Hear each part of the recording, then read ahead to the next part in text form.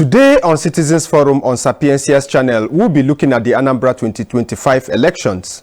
Now, traditionally, we all know how campaigns go in the country, and that is the citizens, the electorate waits for political parties, political gladiators, contestants, and candidates to tell them what the agenda is.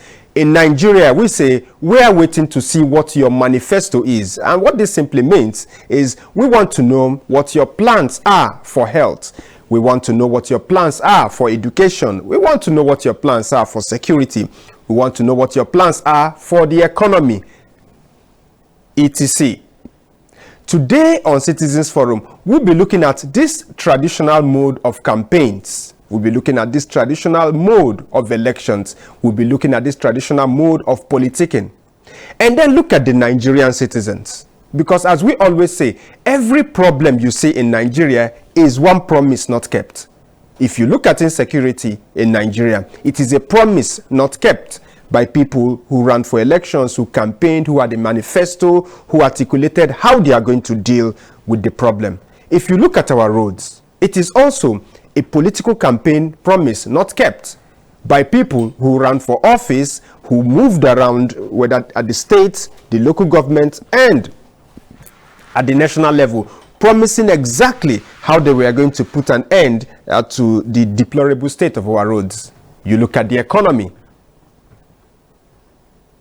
It is also some campaign promise not kept by people who moved around the country, who moved around our states, and told us exactly how they were going to handle the economy. You look at agriculture, it is same thing.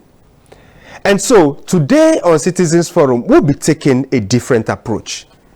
First of all, talking about instances in Nigeria and in Africa where we have seen the citizens take the lead in setting the tone, organizing what their needs are, mobilizing themselves first of all, and then recognizing what their needs are, what their demands are, and presenting this to the candidates in some kind of town hall fashion.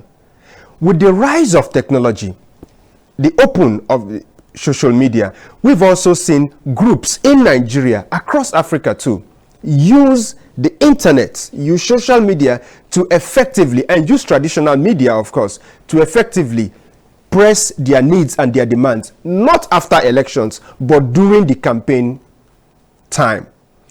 Today on Citizens Forum, we'll be talking about all of this and see if Anambra 2025, we could awaken the curiosity of Anambra effectively to mobilize themselves to start doing just this.